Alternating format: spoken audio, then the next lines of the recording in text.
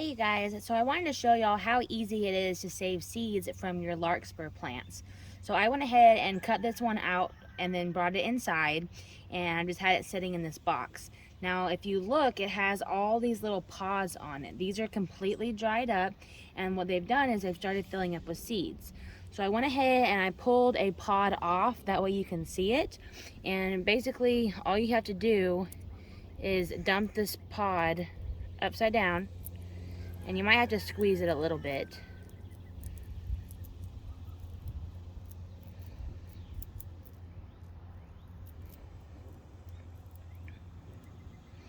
So now the pod is empty, and it gave me all of these seeds. So let's see, there's 2, 4, 6, 8, 10, 12 seeds from this one little bitty pod. And each of these pods are gonna have about that many seeds in it.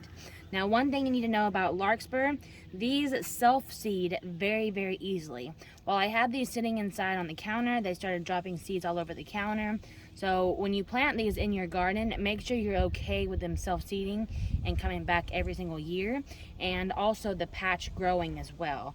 As you can imagine, if one seed grows one plant and each plant drops hundreds of seeds, your plants are going to multiply really, really quickly. But this is a very easy way to expand your garden.